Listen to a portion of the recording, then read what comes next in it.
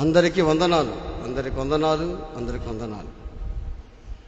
పరిశుద్ధ గ్రంథం నుంచి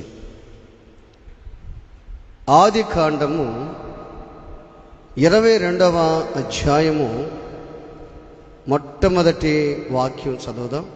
ఆది కాండం 22 మొట్టమొదటి వాక్యం. ఆ సంగతులు జరిగిన తరువాత దేవుడు అబ్రాహాముని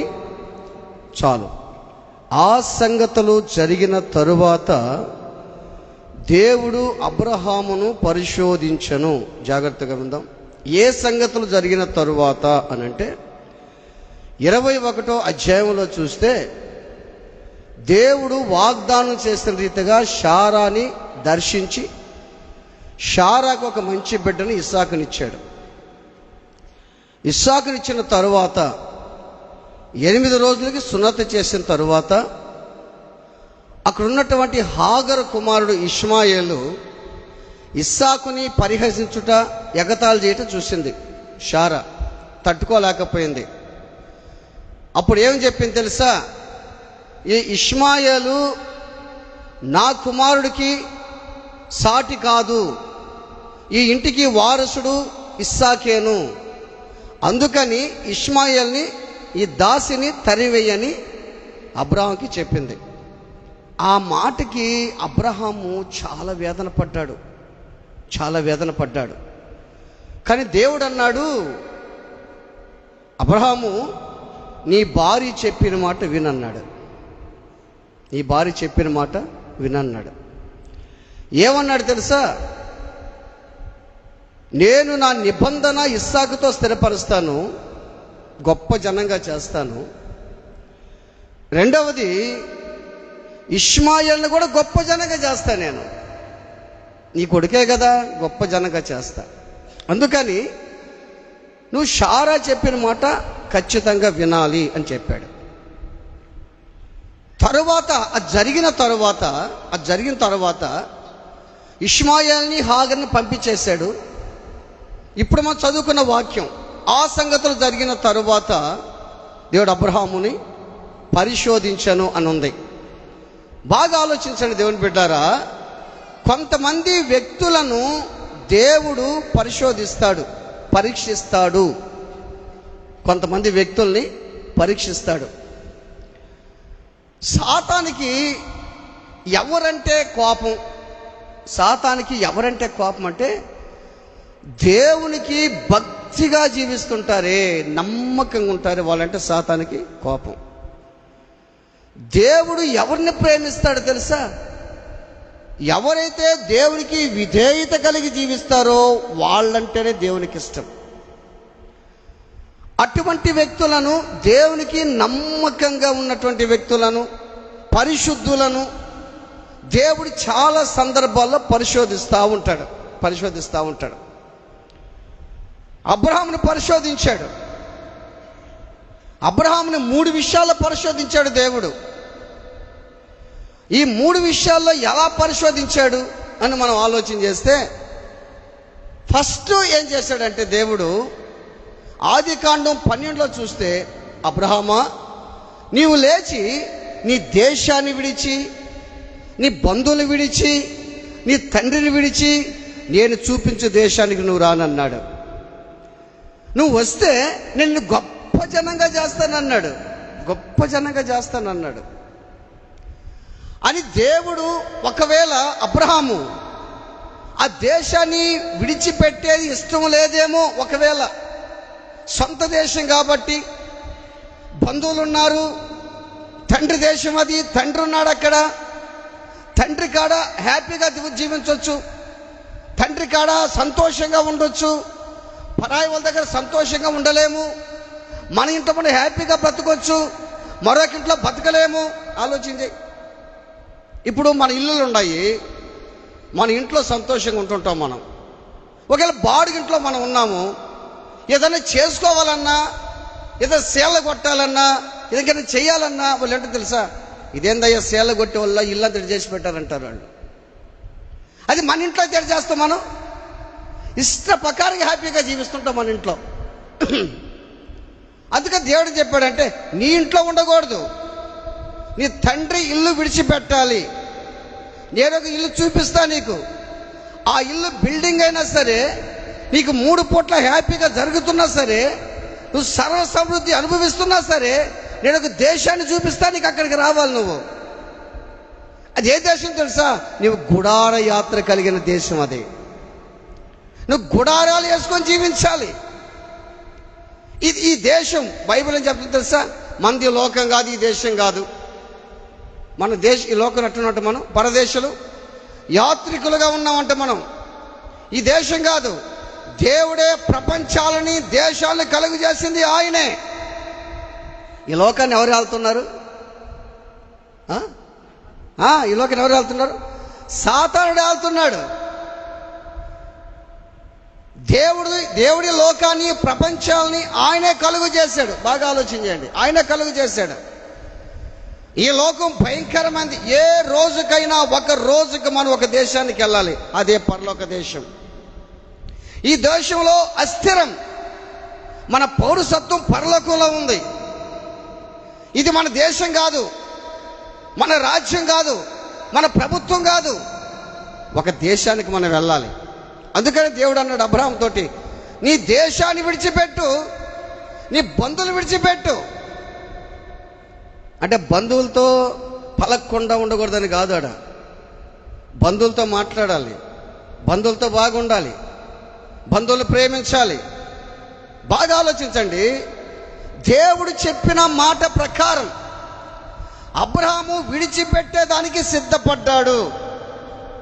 చాలా సందర్భాల్లో నిన్ను కూడా దేవుడు పరిశోధిస్తాడు. నాకు అది ఇష్టం లేదు, నీవు లేచి వేరే దగ్గరికి పో అంటాడు, నువ్వు వెళ్ళాల్సిందే. ఈ పని చెయ్యంటాడు, చెయ్యాల్సిందే. అది నీకు వద్దంటాడు, వదిలేయాల్సిందే. నువ్వు అక్కడ వద్దంటాడు, అక్కడ ఉండకుండా వచ్చేయాల్సిందే.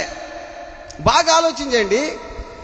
దేవుడు చెప్పిన మాటలు, ఆ బాధలు, ఒకవేళ అది చెప్తే కష్టాలు రావచ్చు, బాధలు రావచ్చు, శోధనలు రావచ్చు, ఇబ్బందులు రావచ్చు. నీకు ఎక్కడికి వెళ్తాడు ఇప్పుడు? ఆ ఇల్లు వదిలేశాడు, దేశాన్ని వదిలేశాడు, తండ్రిల్లు వదిలేశాడు. గుడార యాత్ర కలిసి షారాన్ని తీసుకున్నాడు. షారాన్ని తీసుకుని వెళ్ళిపోతా ఉన్నాడు. దేవుడు ఎక్కడ ఉండమంటే అక్కడ ఉంటున్నాడు. అరణ్యాల్లో గుడారం వేసుకోమంటే గుడారం వేసుకుంటున్నాడు. అని అబ్రాహాముకి శోధనలు వచ్చాయి, రాలేదా? భయంకరమైన శోధనలు వచ్చాయి. బాగా గుర్తుపెట్టుకోండి. శోధనలు ఒక ఎత్తు అయితే ఆశీర్వాదాలు 3 ఎత్తులు. ప్రైజ్ ది లార్డ్, హల్లెలూయా. దేవుడు ఏం చెప్పాడు? నేను నిన్ను గొప్ప జనంగా చేస్తానన్నాడు కదా. చాలా సందర్భాల్లో దేవుడు పెట్టే పరీక్ష, ఆ పరీక్షకి కష్టాలు వస్తాయి, తట్టుకోలేక బాధలు వస్తాయి, శ్రమలు వస్తాయి. అయితే నువ్వు సహిస్తే అది నీకు మేలుకరంగా మారుతుంది. నువ్వు సహిస్తే మేలుకరంగా మారుతుంది. ఆలోచించండి. పరిశోధించాడు, టెస్ట్ పెడుతున్నాడు. ఇప్పుడు పిల్లలకి టెస్ట్ పెడతారు కదా, పిల్లలు చదువుతున్నారు. అప్పట్లో మేము చదివే రోజుల్లో, ఇప్పుడు అట్లా ఉంటుంది, ఉండొచ్చు కూడా. చదివే రోజుల్లో ప్రతి నెల మాకు యూనిట్ టెస్ట్ పెట్టేవాళ్ళు. Unit test, slip test, unit test పెట్టేవాళ్ళు. ప్రతి నెల యూనిట్ టెస్ట్. రెండవది 3 నెలలు quarterly exam, half yearly exam, annual exam. 3 నెలల పరీక్షలు, 6 నెలల పరీక్షలు, తర్వాత సంవత్సరం పరీక్షలు మాకు పెట్టేవాళ్ళు అప్పట్లో. ఇప్పుడు అట్టే ఉన్నాయా? ఇప్పుడు అట్ట కాదు, రోజు పరీక్షలే. పట్ట కాదు, రోజు పరీక్షలే. ఆలోచన చేయండి. ఇప్పుడు చదువుకునే పిల్లలకి రోజు పరీక్షలే. మాకు అప్పుడు ఆ పరీక్షలు పెట్టేవాళ్ళు. బాగా ఆలోచించండి. దేవుడు పెట్టే పరీక్షలు నువ్వు నెగ్గుతావో లేదో అని దేవుడు నీ విశ్వాసాన్ని పరీక్షించేదానికి పరీక్షలు వస్తాయి. రెండోది, ఆ పరీక్షల్లో నీ మంచితనం చూస్తాడు దేవుడు.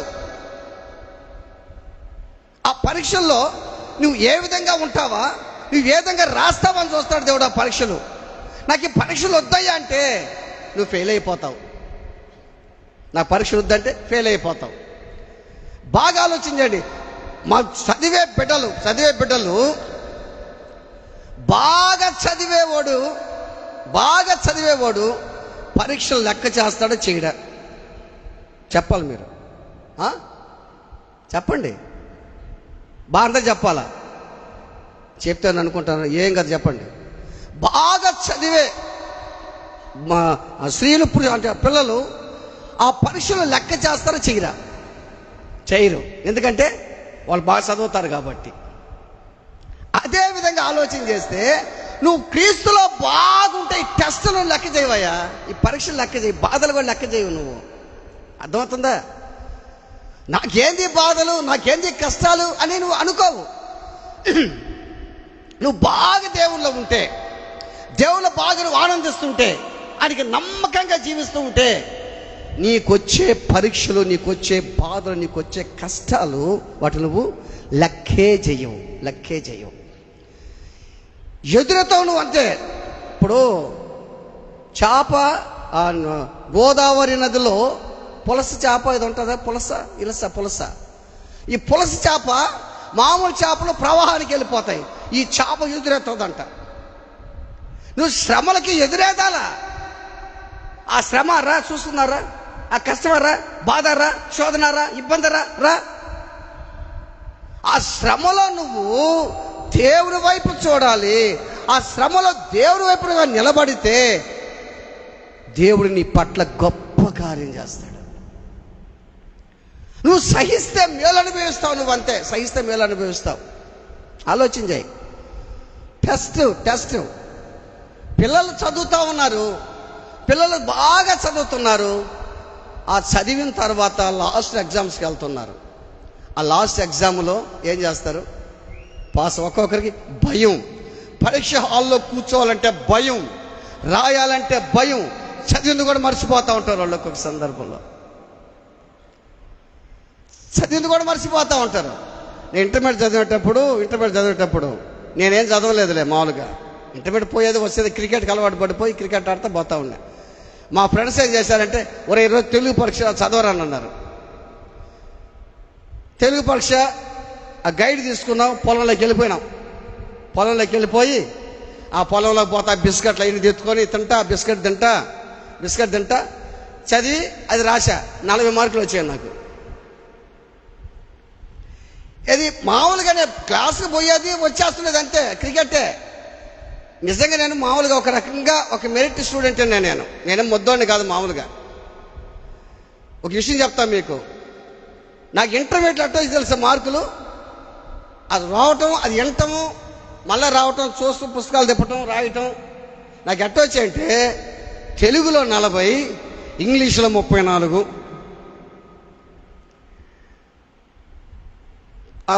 సివిక్స్లో 30, ఎకనామిక్స్లో 34. ఈ విధంగా నాకు వచ్చింది. అంటే అన్నీ కూడా నాకు ఎట్టో చేత 30 చదవాలి. చదివి ఉంటే ఇంకా బాగుండు కదా. నేను ఆలోచన చేయి. తల్లులు చదవమంటా ఉంటుంది కదా, చదవరా. పాపడు చదువుతూ ఉంటాడు. కానీ వాడికి అర్థం కావట్లే. కొంతమంది ఏం చేస్తారు తెలుసా? ఈ చదవలేక, బాగా గుర్తుపెట్టుకోండి, చదవలేక. పరిశుద్ధాత్ముడు ఇప్పుడే చెప్తున్నాడు నాకు, చదవలేక ఏం చెప్తున్నారు వాళ్ళు, ఏం చేస్తున్నారు చెప్పండి? ఏం చేస్తారు చదవలేక? మీరు చెప్పాలి. ఫోనుల్లో వస్తూ ఉంటాయి కదా, ఏమ్మా పెద్దగా చెప్పాలా? నాకు పెద్దగా చెప్తా కదా. చదవలేక, మమ్మీ నన్ను క్షమించు మమ్మీ, డాడీ నీకు ముద్దులు డాడీ, మమ్మీ నీకు ముద్దులు మమ్మీ, నన్ను క్షమించు, నేను చనిపోతున్నా మమ్మీ. జరుగుతున్నాయా ఇవన్నీ? జరుగుతున్నాయా ఏమ్మా? జరుగుతున్నాయా? నేను చదవలేను, నా వల్ల కాదు మమ్మీ, నన్ను క్షమించు అంటే చదవలేక. బాగా గుర్తుపెట్టుకో. అదేవిధంగా క్రీస్తులో కొనసాగలేక, ఈ కష్టాలకి, బాధలకి, శోధలకి, ఇబ్బందులకి, ఆ పరీక్ష నెగ్గలేక, పరీక్ష రాయలేక విశ్వాసులు ఏం చేస్తున్నారు తెలుసా? కొలాప్స్ అయిపోతున్నారు. ఇష్టం ఉంటే గుడికి రావటం, లేకపోతే పోవటం. ఏదో వాళ్ళకి మరీ బాధలు వస్తే ఏం చేస్తుంది తెలుసా? ఇప్పుడు ఉదాహరణ గుర్తుపెట్టుకో. నీకు బాగలేదు, నీకు మరీ జబ్బు వచ్చింది, ఆడకపోతావమ్మా? ఆడకపోతావు? సరే ఇంకొక హాస్పిటల్ కూడా అడగబోతాం. ఇంకొక హాస్పిటల్ కూడా ఉంది. ఒక హాస్పిటల్ మామూలుది అడగబోతుంది, ఇంకొక హాస్పిటల్ ఏంది? మందిరంకి వస్తే పర్వాలే పాపం వాళ్ళు. వాళ్ళ చెప్పారా మీరా? ఏందయ్యి? ఒక విషయం చెప్తా మీకు, ఒక విషయం చెప్తా. మీ కళ్ళు తెరిసే ఒక మాట చెప్తా మీకు. మీ కళ్ళు తెరవబడాలి ఇప్పుడు, మీ నేత్రాలు తెరవబడే ఒక మాట చెప్తా. అంటే మనందరం ఎవరు కూడా ఎప్పుడు తాయత్తులు ఉపయోగించడం మీ అందరికీ తెలుసు, చాలా మంచి వాళ్ళు మీ అందరూ. మామూలుగా చెప్తున్న ఒక మాట. కరెక్ట్గా ఈ రోజుతో 8 రోజులైంది. ఒక ఊరికి వెళ్ళాను నేను, ఊరి పేరు కూడా చెప్పకూడదు. ఒక ఊరికి వెళ్ళా, ఒక బిడ్డ చనిపోతే, ఒక అబ్బాయి చనిపోతే వెళ్ళాను నేను. ఆ అబ్బాయి వయసు 30 సంవత్సరాలు, చనిపోయాడు. మాతో వాళ్ళు బాగుంటారు. నేను ఇంకో పాస్ట్ వెళ్ళాను. ఆడికి వెళితే అంతా బర్యాలకు సిద్ధం చేస్తున్నారు. నేను బైబిల్ అంతా తీసుకొని పోయాను. నేను ఆడికి పోతే ఆ అబ్బాయిని అన్యులు సమాధి చేస్తున్నారు. క్రిస్టియన్, ఎవరు? క్రిస్టియన్ పాడి సిద్ధం చేస్తున్నారు. మేము అంత మాట్లాడి తర్వాత వచ్చి బయట కూర్చున్నాం. ఒక ఆయన నా దగ్గరకు వచ్చి మాట్లాడుతున్నాడు. సార్ పరిచయం చేసుకున్నాడు, పలానా పరిచయం చేసుకున్నాడు. నేను అసలు సార్ ఆ ఫ్యామిలీ చూసి మారాను సార్. నేను ఆ ఫ్యామిలీ చూసి మారాను. కానీ వాళ్ళు చూడు సార్, సమాధి అట్లా చేస్తున్నారు చూడు సార్ అన్నాడు. సార్ నేనేమి చెప్పలేక, సరే అసలు ఏం చేద్దాం, అసలు ఎట్లా జరిగింది అని చెప్పి మాట్లాడుకుంటా ఉన్నాను. అతను చెప్పుకొస్తున్నాడు, సార్ నేను హిందూని సార్, నేను క్రిస్టియన్ కాదు, హిందూని. నా కుటుంబంలో భయంకరమైన పరిస్థితి సార్. శబ్దాలు, అరుపులు, గజ్జల శబ్దాలు, పిల్లలకి బాగా లేకుండా రావటం, గుండెల్లో దడ, అన్నీ నా కుటుంబంలో చెలరాగుతుంటే, బిడ్డలకు బాగా లేకుండా, నాకు బాగా లేకుండా, అమ్మకి బాగా లేకుండా, నా భార్యకి బాగా లేకుండా, ఒకటే భయం, ఇంట్లో ఉండాలంటే భయం సార్ నా కుటుంబంలో. అట్టుని సార్ నేను తట్టుకోలేక ఫోన్ చేశాడంట. ఎవరికి? వైద్యుడు అంటుంటారు కదా, ఆయనకి ఫోన్ చేశాడంట. అయ్యా నేను తట్టుకోలేకున్నాను, మీ దగ్గరకు వస్తాను ఇప్పుడు, నాకు మీరు ఏదైనా చేస్తే, దానిపై ఏదో ఉంటారు కదా, దాన్ని అది చేస్తే నాకు బాగా అయిపోద్ది, నా కుటుంబం ఉండలేకుండా చెప్తే అని అన్నాడంట. ఇప్పుడు ఈ రాత్రి, ఇప్పుడు 10 గంటలకు ఇప్పుడు కుదరదు, నేను అన్ని వస్తువులు తెచ్చుకోవాలా, అన్ని వస్తువులు తెచ్చుకోవాలి, నేను సామాగ్రి మొత్తం కొనుక్కోవాలి కదా, రేపు రాని అన్నాడంట. రేపు నువ్వు పలానా టైంకి రా.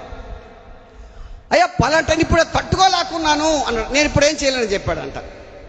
ఇప్పుడు నేను ఏం చేయలేనని చెప్పాడంట. ఇంకా ఆయనకి ఇంకా బాధగా ఉంటే మళ్ళీ ఫోన్ చేశాడంట.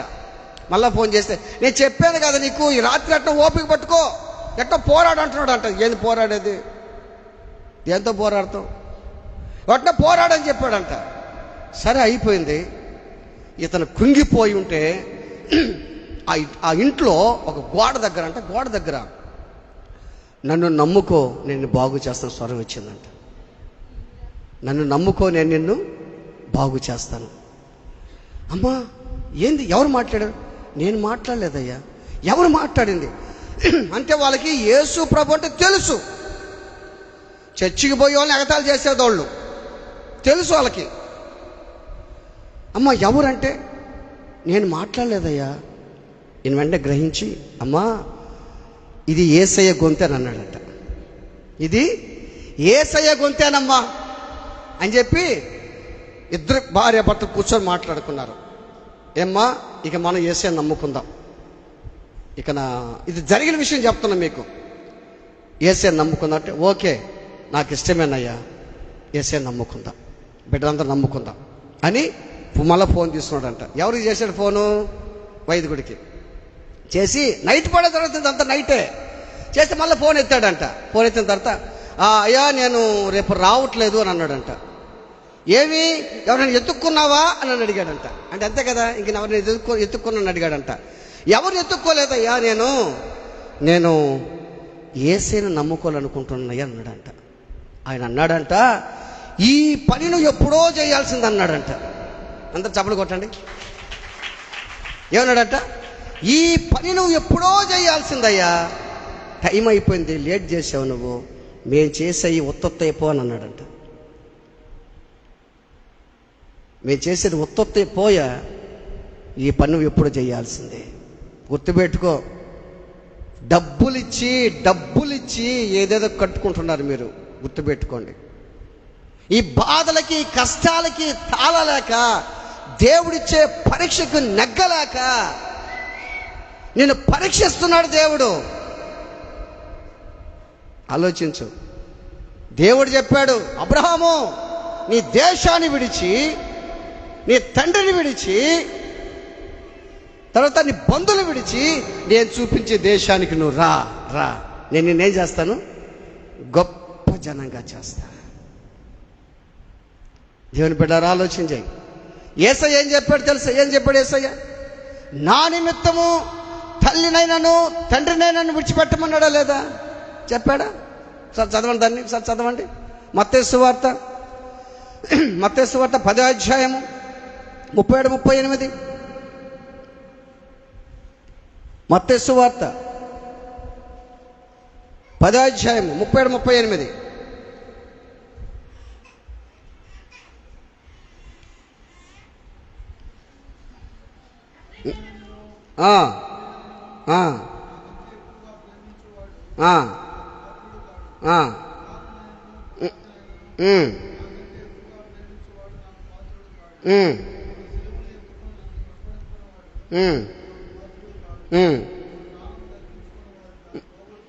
దాన్ని పోగొట్టుకుని కానీ ఏం చెప్పాడు? నా నిమిత్తము తండ్రినైనాను, మళ్ళీ చదవండి.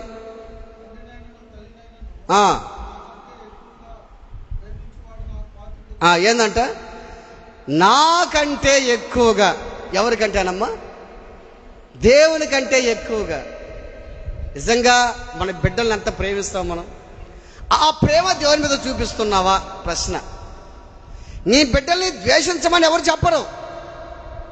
నీ బిడ్డల కంటే, నీ భర్త కంటే, నీ భార్య కంటే, నీ కుటుంబం కంటే, నువ్వు వాడే సెల్ ఫోన్ కంటే ఎక్కువగా ప్రేమిస్తున్నావా దేవుని? చాలామంది ఎవరిని ప్రేమించకపోయినా సెల్ ఫోన్ మాత్రం ఖచ్చితంగా ప్రేమిస్తారు. ఈ సెల్ ఫోన్ ఇళ్ళలో ఏడుంటాయి చెప్పండి? ఈ సెల్ ఫోన్ ఇళ్ళలో ఎక్కడ ఉంటుంది ఏమా? చేతిలో ఒకటి, పక్కన రెండు. ఇంకో విషయం ఇంకోటి చెప్పాల మీరు. చెవులో. తర్వాత ఇంకో విషయం చెప్పేది మీకు, మన పక్కన మంచం మీదనే ఫోను. ఎందుకంటే ఎవరైనా ఫోన్ చేశారనుకో, మళ్ళా పోయి టేబుల్ దగ్గరకు పోయి తీసుకోవడం కష్టమని పక్కనే తీసుకుంటాం. ఏం చెప్తున్నారు పాప అందరూ? ఫోన్ కానీ పక్కన పెట్టుకుంటే ఒక జబ్బు వస్తుంది రా నాయన మీకు అని చెప్తుంటే, నాకు జబ్బు వచ్చినా పర్వాలేదు, నా ఫోన్ మాత్రం చెవులోనే ఉండాలి. ఆ ఫోన్ ఎంత ప్రేమిస్తున్నారు మనుషులు ఆలోచన చేయండి. అసలు ఈ ఫోన్లో నాకు ఏమీ తెలియదే మంచిదైంది. నాకు నెంబర్ ఫీడ్ చేసుకుంటా. నేను పాస్టర్ ఫోన్ చేశాడు, కమలాకరా పలానా నెంబర్ నాకు మెసేజ్ పెట్టాడు. మెసేజ్ పెట్టిన చేతగా నెంబర్ చెప్తా రాసుకోమని చెప్పిన. ఫోన్ పే వేసేది తెలియదే. ఊరైనా డబ్బులు వేసుకుని నా డబ్బులు వేసారనుకో, నాకు నేను గమ్ముకుంటాను, నాకు తెలిస్తే కదా. అన్నా నీకు ఒక 500 రూపాయలు వేస్తున్నా దీంట్లో అంటున్నా. అవునా? యాడ చూసేది ఏంటింది? వాడికి చూపించాల్సిందే. వాడికన్నా బ్లెస్సింగ్ చూపిస్తే అమ్మ వేస్తారు, వేసారు నాన్న, అంతే. తీసేది నాకు తెలీదు, వేసేది తెలీదు. నెంబర్ మాత్రం ఫీడ్ చేసుకుంటా. నీ నెంబర్ నేను ఫీడ్ చేసుకుంటా. అది నేర్చుకుని ఎట్టో కష్టపడి. వాడు నేర్పిస్తా అన్నాడు, నేర్పించి వదిలేశాడు. బ్లెస్సింగ్ నేర్పించి కూడా వదిలేసింది ఇది నేర్చుకోవడానికి. తెరప మొత్తం. బాగా ఆలోచించండి. దేవుని కంటే ఏది ప్రేమిస్తున్నావు నువ్వు? ఆలోచన చేయి. ఎవరిని ప్రేమిస్తున్నావు? అందుకే ఒక ఆయన వచ్చాడు యేసు దగ్గరికి, బోధకుడా నిత్య జీవానికి నేనేం చేయాలని అడిగాడు. అయ్యా నీ తండ్రిని తల్లిని సన్మానింపు అని చెప్పి ఇవన్నీ మొదటి నుంచే బాల్యం నుంచే అనుసరిస్తున్నా అన్నాడు. నీకు ఒక్కటి కొదువుగా ఉంది. ఏంది ఏందా కొదువు? నీ ఆస్తిని అమ్మి బీదలకు పంచిపెట్టి అంటే ఏని ప్రేమిస్తున్నాడు ఆయన? ఆస్తిని ప్రేమిస్తున్నాడు. బాగా గుర్తుపెట్టుకో, యేసయ్య కంటే కూడా నువ్వు ఒక్కటి ప్రేమిస్తున్నావు. రెండోది, తల్లిదండ్రుల కంటే కూడా ఒకటి ప్రేమిస్తున్నావు. నీ భార్య కంటే కూడా ప్రేమిస్తున్నావు. నీ భర్త కంటే కూడా ప్రేమిస్తున్నావు. నువ్వు గుర్తుపెట్టుకో,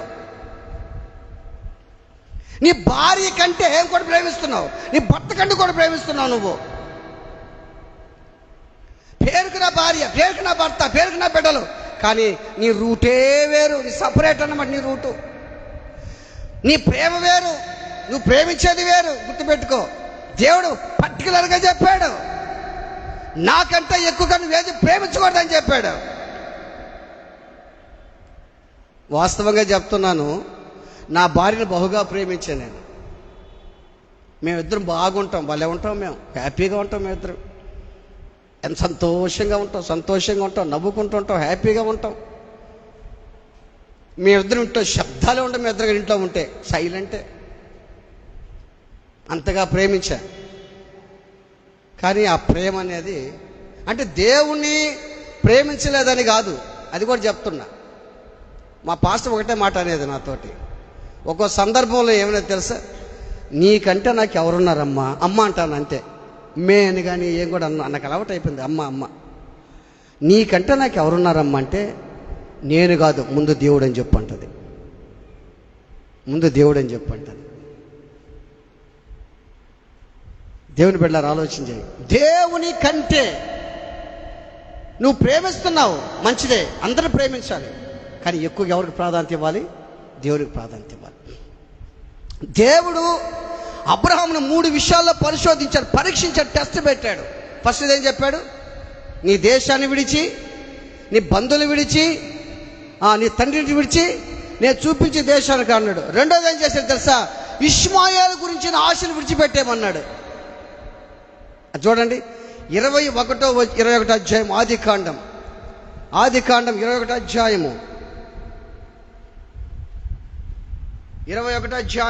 12వ వచనం 11 అతని కుమారుని బట్టి అబ్బా మిక్కిలి దుఃఖము కలిగజేసేసాడు. ఏ మాట? శారమ్మ ఏం చెప్పింది? తరివేయి, ఆగర్ని ఇష్మాయేల్ని తరివేయి. నువ్వు తరివేసేయాలి. నువ్వు తరివేస్తేనే ఆ మాట ఆయనకి మిక్కిలి దుఃఖం కలుగు చేసింది. తర్వాత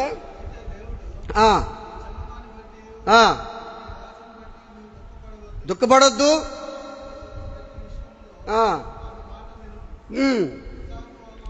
ఇస్సాకు వలన అన్నదియే నీ సంతానం అనబడును, ఆయనను ఈ దాసి కుమారుడు నీ సంతానమే కనుక అతను కూడా ఒక జనముగా చేస్తాను. అబ్రహాముతో చెప్పాడు. చాలు, చూసావా? అతను కూడా జనంగా చేస్తాను, కాకపోతే నేను ఇస్సాకుతో వాగ్దాన నిబంధన స్థిరపరుస్తా. నేను అతనిలోంచి రాజులు, అధికారులు, పాలకులు వస్తారు అతనిలో నుంచి. దేవుని బిడ్డలారా ఆలోచన చేయి. 2 విషయాలు పరిశోధించాడు దేవుడు. ఆ మాటకి వేదన బాధ కలిగింది. ఆలోచన చేయి. దేవుడు నిన్ను అడిగాడు అనుకో, ఏదన్నా విషయంలో నా కోసం నువ్వు త్యాగం చేస్తావని అడిగాడు అనుకో, దేవుడిని దగ్గరకు వచ్చి నీ ఇల్లు అమ్మేసి చర్చికి డబ్బులు ఇచ్చి అన్నాడు, ఏం చేస్తావు? నీ ఇల్లు అమ్మేసి చర్చికి డబ్బులు అని అడిగాడు అనుకో నిన్ను, ఒకవేళ ఏం చేస్తావు? ఆలోచించి. నువ్వు ఏదైతే ఎక్కువగా ఇంట్లో అది దేవుడికి ఇచ్చి అన్నాడు అనుకో, ఏం చేస్తావు? దేవుడు అంటే నేను ఈ మాట ఎందుకు చెప్తున్నా అంటే, అందరితో కాదు, కొందరితో ఈ మాటలు చెప్తాడు దేవుడు. కొందరు పరీక్షిస్తాడు. ఎవరితో కొందరు? ఆయన మాట ఎవరైతే వింటారు వాళ్ళకి బాధలు కలిగిన. కానీ బాగా గుర్తుపెట్టుకో, ఎవరైతే దేవుని మాట వింటారో వాళ్ళకి శ్రమలు వచ్చినా, కష్టాలు, బాధలు వచ్చినా ఆ బాధల్లో దేవుని మహిమపరుస్తారు వాళ్ళు. ఆ బాధలో దేవుని మహిమపరుస్తారు. నాకేంది బాధ, నాకేంది కష్టం, నాకేంది శ్రమ, నీ నోటుకుండా దయచేసి రాకూడదు ఆ మాటలు. ఆ మాటలు రాకూడదు నీ నోటుకుండా. ఎందుకు వచ్చింది బాధ, నాకేంది రోగం, నాకేంది బాధ, నాకేంది శ్రమ, నాకేంది కష్టం. నేను చాలా సందర్భాలు దేవుణ్ణి అడుగుతూ ఉంటా. వాస్తవంగా చెప్తున్నా, నా ఆరోగ్యం కోసం అసలు ప్రార్థనే చేయను నేను. ఎన్ని రోజులు బ్రతికిస్తావని సేవలో వాడుకాయి అంతే. ఎన్ని రోజులు బ్రతికిస్తాను సేవలో వాడుకో. నాకు ఏడ పట్టేసింది. జీవితాంతం నీకు పరీక్షలే. ఇంట్లో నుంచి నువ్వు బయటికి అడుగు పెట్టే, ఇంట్లో నీకు పరీక్షలు ఉన్నాయి, బయట పరీక్షలు ఉన్నాయి, పక్కన దగ్గర పరీక్షలు ఉన్నాయి. ఈ పరీక్షలో నెగ్గాలి నువ్వు, టెస్ట్లో నెగ్గాలి నువ్వు. దేవుని దగ్గరికి పోయే ముందు ఈ లోకంలో పరీక్షలు రాయాలి నువ్వు. పరీక్షలు రాయాలా? నేను పరీక్షలు రాయనంటే ఫెయిల్ అయిపోతావు. నేను రాయనే పరీక్షలు. నీ పిల్లల ద్వారా పరీక్షలు వస్తాయి, నీకు భర్త ద్వారా, భార్య ద్వారా, కుటుంబం ద్వారా, ఇరుగు పొరుగు వారి ద్వారా టెస్టులు వస్తాయి, నీకు పరీక్షలు వస్తాయి. ఆ పరీక్షలను నెగ్గాలి. ఆలోచించి, అబ్రాహాం ఎంత కృంగిపోయాడు. అయ్యో, ఆగర్ని పంపించేయమంటుందే శారమ్మ, ఇష్మాయేలు పంపించమంటుందే శారమ్మ అని చెప్పి కృంగిపోయి కన్నీళ్ళు విడిచాడంట, బాధపడ్డాడంట, దుఃఖపడ్డాడంట. దేవుడు చెప్పింది చేశాడా లేదా? చేశాడా? నువ్వు చేస్తున్నావా? గుర్తుపెట్టుకో. ఏదని గుర్తుపెట్టుకో. పరిశుద్ధాత్మదేవుడు నీతో మాట్లాడుతూ ఉన్నాడు. ఇప్పుడు నాకు అనిపిస్తూ ఉంది. ఏదన్నా గుర్తుపెట్టుకో. నువ్వు ఏదో ఒక రీతిగా దేవునితో మాట్లాడుతున్నాడు. నా కోసం నువ్వేం చేస్తున్నావు, ఏ కార్యం నా కోసం చేస్తావు, ఏది విడిచిపెట్టలేదు నువ్వు. ఏం విడిచిపెట్టలేదు? అది దేవుని కంటే ఎక్కువగా ప్రేమిస్తున్నావా? ఆలోచించే. చికెన్ తింటే జబ్బు వస్తుందని చెప్తుంటే తినకుండా ఉండరా? చికెన్ తింటే జబ్బులు వస్తుందని చెప్పి తినకుండా ఉండారా? ఇప్పుడు చికెన్ పెడితే మీరు తినరా? దేవుడే వచ్చి నువ్వు చికెన్, మటన్, చేప తినబాకరా, ఏం చేస్తావు? నోరు ఊరిపోద్ది. అబ్బా నాయన, చికెన్ మటన్ తినదంటే ఏందబ్బా, కాయగూరలు ఆకుకూరలు తినమన్నాడు అనుకో, ఏం చెప్తావు? ఈ పని చేయనాడు అనుకో, ఆ పని చేయాల్సిందే. అది నీకు కష్టమై ఉండొచ్చు, ఆ పని కష్టతరంగా ఉండొచ్చు. ఆ పని నా కొరకు నువ్వు ఒక పని చేయమన్నాడు అనుకో దేవుడు, అది నీకు కష్టతరంగా ఉండొచ్చు. నువ్వు సహిస్తే నీకు మేలుకరంగా ఉంటుంది. అబ్రహాము సహించాడా? తండ్రింటిని, స్వజనాన్ని, తల్లిదండ్రులను, దేశాన్ని, బంధువులు విడిచిపెట్టి రమ్మంటే పెట్టేవేడ సర్దుకొని శారమ్మను తీసుకొని వచ్చాడే. శారమ్మను తీసుకొచ్చిన తర్వాత ఇష్మాయేలు గురించి ఆశలు వదిలేయమన్నాడే. గుర్తుపెట్టుకో. ఇష్మాయేలు గురించి ఆశలు వదిలేయనన్నాడు. ఒకటే మాట, వదిలేయి, నేను ఇష్మాయేల్ని గొప్ప జనంగా చేస్తాను, వదిలేయి. అట్టే చేస్తాయి, అట్టే ప్రభు అని అన్నాడు. మూడోది ఏం చేశాడు తెలుసా? మూడో టెస్ట్ ఏంది? నీకు ఒక్క కనుక కొడుకున్నాడే, గారాబాల కుమారుడు. మూడో టెస్ట్. నీ ముద్దుల కుమారుడు లేక పుట్టాడే ఇస్సాకు, నాకు బలిచ్చేదానికి రా అన్నాడు. మోరియా పర్వతానికి రానన్నాడు, నాకు బలిచ్చేదానికి రా అన్నాడు. ఇప్పుడు నిజంగా ఆలోచన చేయండి.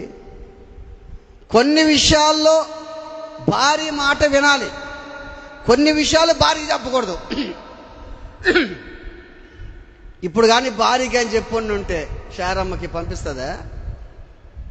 శారమ్మ, నా యజమానుడా చెప్పు అంటుంది. మన తండ్రి నాకు కనిపించి నాతో మాట్లాడాడమ్మా. ఏమని మాట్లాడాడు చెప్పయ్యా? నీ కొడుకున్నాడు, ముద్దుల కొడుకు ఇస్సాకుని బలియాలంట. నేను మాత్రం ఒప్పుకోనంటది.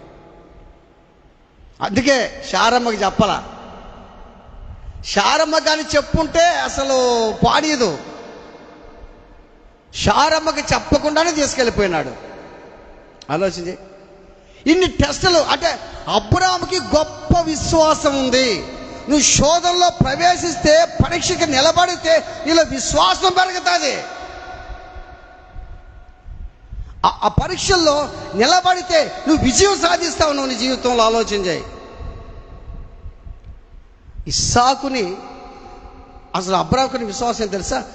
దేవుడు నాకు వాగ్దానం చేశాడే, ఏమని? నేను నిన్ను గొప్ప జనంగా చేస్తాన్నాడే. గొప్ప జనంగా చేయాలంటే కుమారులు ఉండాలి కదా, లేకపోతే అసలు ఎట్ట చేస్తాడు? ఓహో, దేవుడు నాకు పరీక్ష అని అనుకున్నాడు అంతే. అబ్రాహాముకున్న గొప్ప విశ్వాసం. దేవుని బిడ్డారా, నీ కుమారుడు నీ కుమార్తె కోసం ఏం చేస్తున్నావు? చదువని వాళ్ళు చదివిస్తున్నావు, వాళ్ళ ఉద్యోగాలు చేయాలంటున్నావు, వాళ్ళ డాక్టర్లు అవ్వాలంటున్నావు, వాళ్ళ ఇంజనీర్లు అవ్వాలంటున్నావు, వాళ్ళ కోసం ఎన్నెన్నో చేస్తున్నావు. క్రీస్తుని వాళ్ళకు చూపిస్తున్నావా? మీరు ఎంత చదువుతున్నారో అంతకంటే ఎక్కువగా నువ్వు క్రీస్తుని వెంబడించని చెప్తున్నావా? ఆలోచన చేయి. నేను ఎంత బాగా భక్తిగా ఉన్నాను తెలుసా, ఫెయిల్ అయిపోయినాను నేను అని అన్నారు అనుకో. నువ్వు చదివితే కదా, నువ్వు చదివితే పాస్ అవుతావు. బాగా గుర్తుపెట్టుకో, ఫెయిల్ అయ్యేవని దిగులు పడబాకు, టెన్షన్ పడబాకు, విచారపడబాకు. ఎన్నో పరీక్షలు, టెస్టులు నీకు వస్తూ ఉంటాయి. కాలు నొప్పి వచ్చిందని కృంగిపోబాకు. కాలు నొప్పి పోయే యొక్క మార్గాన్ని చూడు. నువ్వు కడుపు నొప్పి వచ్చిందని బాధపడబాకు. ఆ కడుపు నొప్పి పోయే విధానం చూడు. నువ్వు కృంగిపోతున్నావేమో, నలిగిపోతున్నా నీ జీవితంలో ఆలోచన చేయి. అయ్యో, ఈ పరీక్ష నాకేందప్ప, ఈ పరీక్ష నేను నా వల్ల కాదు, ఇంకా నా జీవితం ఇంక నింతే, నా బ్రతికి నింతే. ఇంకో విషయం మీకు చెప్పేదా? ఆ ఇంట్లో బాడుక్కున్నాం కదా మేము, తెలుసా మీకు? ఆ ఇంట్లో బాడుక్కున్నాం, పేరుద్దల ఇంట్లో బాడుక్కున్నాం. ఆ ఇంట్లో బాడుక్కుంటే 2010 4 సంవత్సరాలు అక్కడే ఉన్నాం మేము. 4 సంవత్సరాలు అక్కడే ఉన్నాం. 2010లో మేము అక్కడ బాడుక్కుంటే 12 గంటలప్పుడు చల్ చల్ చల్ చల్ గజ్జలు, చల్ చల్ గజ్జల శబ్దం వినబడింది. నన్ను లేపింది పాస్టర్, చూడండి వినబడింది. అప్పటి నుంచి ప్రార్థన చేయటం చేస్తున్నాము. ప్రార్థన చేయటం ప్రారంభం చేశాం. బాగా గుర్తుపెట్టుకోండి. చుట్టూ భయంకరం గల్ గల్ గల్ గల్ శబ్దాలు భయంకరం. రెండోది, ఆ మూమెంట్లో నైట్ పూట కరెంట్ తీసేస్తుంది. ఇంట్లో గాలి ఆడేది ఫ్యాన్ ఉంటేనే కదా, దానికి ఫ్యాన్కి మనం అలవాటు పడిపోయినా కాబట్టి ఇంట్లో నేను ఇంటి ముందు కూర్చున్నా. మా పాస్టర్ మా గ్రిల్స్ లోపల పడుకో ఉంది. దేవుని బిడ్డలారా, రియల్గా చూశాను. 1 గంట ఆ ప్రాంతంలో ఎర్రి కేక, భయంకరమైన కేక. ఆ కేక కానీ ఎవరన్నా వింటే గుండె పగిలి చచ్చిపోతారు. ఆ కేక వినబడితే వెంటనే, మా విన్నావా కేక? ఇన్నా అన్నది. అటు చూస్తుంటే నేను అటు నేరుగా చూసా. ఒక పెద్ద చెట్టు, ఆ తాటి చెట్టు ఇప్పుడు ఉందో లేదో నీకు పెద్ద గమనించలేదు. ఆ తాటి చెట్టు ఏమో తెలుసా, నా ముందుకు వస్తా ఉంది. ఆ చెట్టు జుక్కుని చెట్టు నా ముందుకు వస్తుంది. నేను అటు కూర్చోవేసుకొని ఆ చెట్టు నా ముందుకు వస్తూ ఉంది. నేను ఎట్నే చూస్తున్నా ఆ చెట్టుని. ఓ అమ్మ అని చెప్పి వెళ్ళా. నేను ఆ చెట్టుని అట్నే చూస్తుండా. అట్నే చూసి స్తోత్రం యేసు రక్తం స్తోత్రం యేసు రక్తం. చెట్టు వస్తూ ఉంది నా కాడికి. రియల్ ఇది. చెట్టు వస్తూ ఉంది. చెట్టు మాత్రం ఆడే ఉంది. మళ్ళా అది వెంబడి వస్తూ ఉంది. నేను చెప్పా, చూడు చెట్టు వస్తూ ఉందో చూడన్నా. అది పోతుంది, ఏం కాదులేని అన్నది. దేవుని బిడ్డలారా, అంటే ఎందుకు చెప్తున్నట్టు ఈ విషయాలు ఎందుకు చెప్తున్నానంటే, కొంతమంది బిడ్డలకి తల్లిదండ్రులు కష్టపడితే ఆ కష్టాలు బిడ్డలకి చెప్తుంటారు. మీకోసం ఎంత కష్టపడ్డామో తెలుసా మేము? అక్కడ పోయి ఇక్కడుండి మిమ్మల్ని చదివించేదానికి, మిమ్మల్ని ప్రయోజనం చేసేదానికి మేము అంత బాధపడ్డాకు తెలుసా మీకు అని చెప్తుంటారు కదా. అదే స్థలంలో 4 సంవత్సరాలు మేము ఉంటే 4 సంవత్సరాలు మాకు ఎటువంటి లోటే లేదు. ఎక్కడున్నా మేము? సైతాను స్థలాల్లో మేము ఉన్నాం. అయినా మా దగ్గర ఎవరున్నారు? దేవుడు ఉన్నాడు. ఆ స్థలంలో మేము ఉన్నా కానీ హ్యాపీగా ఆ స్థలంలో అబ్బా మాకు 3 పూట్ల అసలు సమృద్ధి, ఇది లేదనే దానికి లేదు, మాకు అంత హ్యాపీగా ఉంది అక్కడ, మాకు బాగా సంతోషం ఉంది. సరే, ఆడి నుంచి ఈ స్థలం ఇది కొన్నాం, ఆడి నుంచి ఇది కొన్నాం. ఇది ఎటువంటిది తెలుసా? ఇక్కడే మంత్రగాడు కోళ్ళు కుక్కలు కోసి అంతా జల్లేవాడు. ఏది చాతుబడి చేయటం. అటువంటి స్థలంలో మేము ఉన్నాం. 2014 ఎంటర్ అయ్యాము ఇక్కడికి. 10 సంవత్సరాలు అయిపోయింది.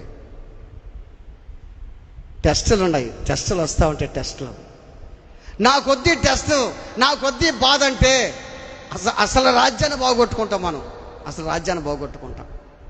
టెస్టులు వస్తూ ఉంటాయి, సాతాను శోధిస్తూ ఉంటాడు, దేవుడు పరీక్షిస్తాడు. దేవుని బిడ్డ ఆలోచన చేయి, ఎన్నెన్ని జరుగుతున్నాయి. ఈ రోజున చిన్న చిన్న బాధ వస్తే తట్టుకోలేకపోతున్నావే.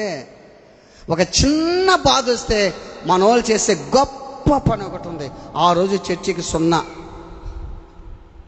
ఆ రోజు చర్చికి 0. చిన్న బాధ వస్తే ఏమ్మా, బాధలు నీకు కాకి కోరిక వస్తాయి చెప్పు? బాధల కోసం పారిపోయేవాడివి, పారిపోయేదానివి నువ్వు దేవుని ఏ నిలబడతావు? నువ్వు ఏ నిలబడతావు? అవన్నీ కాదు, మాకు వెంటనే తగ్గిపోవాలంతే, మేము ఒప్పుకోం, మాకు తగ్గిపోవాల్సిందే, మాకు తగ్గిపోవాలా, మళ్ళీ హ్యాపీగా ఉండాలా, మళ్ళీ బాగుండాలా, అంతే. దేవుని బిడ్డలారా, 3 విషయాల్లో దేవుడు అబ్రహాముని ఏం చేశాడు? పరిశోధించాడు, టెస్ట్ పెట్టాడు. ఇస్సాకు గురించి మనకు తెలుసు, దేవుడు నరబలి కోరేవాడు కాదు. దేవుడే ఇస్సాకుని దేవదూత యేసుక్రీస్తు ప్రభువే, అబ్రహామా నీకు ఒక్కగానొక్క కొడుకుని ఇచ్చేదానికి నాకు వెలుగు తీయలేదు కనుక ఇందుని బట్టి దేవునికి భయపడేవాడు అని నాకు తెలుస్తుందని అన్నాడు. అబ్రహాముని పక్కన పెట్టేసి, అబ్రహాముని ఇస్సాకుని పక్కకు దోసేసి ఆ బలికి యేసయ్య వచ్చేసాడు. ప్రైజ్ ది లార్డ్, హల్లెలూయా. నిజమే కదా? ఇస్సాకును బలి ఉంచేదానికి వీల్లేదు అని ఇస్సాకుని ఆ చితి నుంచి పైకి వైపు పక్కన పెట్టి యేసయ్య బలైపోయాడు నీ కోసం. ఇప్పుడు యేసు రక్తము మనలో ఉంది, ఇప్పుడు మన దగ్గర ఉంది. యేసు రక్తములో క్షమించబడని పాపం అంటూ లేదు. నువ్వు మనస్ఫూర్తిగా ప్రార్థన చేయి, నన్ను స్వస్థపరచని అడుగు. ఆయన రోగుల వైద్యుడు, డాక్టర్లకే పరమ డాక్టర్, ఆయన స్వస్థపరుస్తాడు. ఆలస్యమైందా? ఓపిక పట్టు, ఆలస్యమైందా? ఓపిక పట్టు. నిన్న ఒక న్యూస్ తెలిసింది నాకు. వేరే ఊర్లో నేను నిస్తార్థంలో ఉంటే ఒక పాస్టర్ వచ్చాడు. ఆ పాస్టర్ని అడిగితే, సార్ నా పలానా పాస్టర్ నేను పరిచయం చేసుకున్నాడు. మీది ఏ ఊరు అని అడిగితే, మాది సొంతూరు కాగుపల్లి, నేను ప్రజెంట్ సుందరయ్య కాలనీలో పాస్టర్గా పనిచేస్తున్నాడు. నేనండి సుందరయ్య కాలనీలో నీకు పలానా మోహన్ పాస్టర్ తెలుసు అని అడిగాను నేను. అంటే నాకు అంటే కొంచెం 2-3 సంవత్సరాలు చిన్న ఉండొచ్చు, మంచి సేవకుడు. వస్తే ఎక్కడ కూడా వచ్చాడు, పాత చర్చ్ ఉన్నప్పుడు ఇక్కడికి వచ్చాడు. తెలుసు అంటే, ఆయన ఇటీవల చనిపోయాడు సార్ అన్నాడు. ఇదేంది ఇది, నిజమా? అవునన్నా చనిపోయాడు, ఫ్లక్స్ కూడా వేసింది మా వాళ్ళు చెప్పారన్న. లేదులే, అసలు ఎవరినో చూస్తుంటావు నువ్వు, ఆ ఫ్లక్స్ అంటే మామూలుగా మీటింగ్స్ కదా. కాదన్న ఫ్లక్స్ ఏనంట. అప్పుడే ఫోన్ చేశా సోదరికి, మా ఫ్రెండ్ ఉంటే, ఆ ఫ్రెండ్కి ముందు అదే చెప్పకుండా నీకు ఎట్లా బాగుండవా, నీ భార్య ఎట్లా బాగుందా అని చెప్పి అది మాట్లాడుతూ అప్పుడు నేను అడిగితే మా ఫ్రెండ్ క్లియర్గా చెప్పేశాడు, పలాని నువ్వు చెప్పిన పాస్టర్ చనిపోయాడని. అతని వయసు ఇంచుమించు నేను నాకంటే 3 సంవత్సరాలు చిన్న ఉంటాడు, మంచి సేవకుడు, బాగా గుర్తుపెట్టుకో. కారణం కిడ్నీ సమస్య అంట, కిడ్నీ సమస్య అంట. గుర్తుపెట్టుకో దేవుని బిడ్డలారా. అతని టెస్ట్కి ఎక్కడికి వెళ్ళాడు, ఆయన ఎక్కడికి వెళ్ళాడా? దేవుని కోసమే నిలబడ్డాడు. గుర్తుపెట్టుకో, రోగాలు తగ్గలేదా? దేవుని వచ్చి పోబాకు, పరీక్ష రాయకుండా ఉండబాకు, పరీక్ష రాయి. బాధలు పోలేదా? అట్టే ఉండు. ఇబ్బంది అట్టే ఉండు, అప్పులు అట్టే ఉండు, వేదన అట్టే ఉండు, రోదన అట్టే ఉండు. తగ్గలేదని వెళ్ళిపోవటం, తగ్గలేదని ఆడపోయి ఏడపోయి అయి కట్టుకోవడం ఈ కట్టుకోవడం చేయబాకు. నువ్వు పరలోక రాజ్యాన్ని కోల్పోతావు, నీకు తగ్గదు. ఏం చెప్పాడు అతను? ఈ పని నువ్వు ఎప్పుడూ చేయాల్సిందన్నాడు. ఇకనైనా మానుకోవాలి మనం. ఇకనైనా డాక్టర్లకు పరమ డాక్టర్ దగ్గరికి వెళ్దాం. అటు చూడబాకు, ఇటు చూడబాకు, అటు చూడబాకు, అటు చూడబాకు, అసలు చూడబాకు. దేవుని వైపే మనం చూద్దాం, దేవునిలో ఉందాం, ప్రార్థన చేసుకుందాం, తల వంచి కళ్ళు మూసుకుందాం, అందరూ పైకి లెక్కలు పడదాం.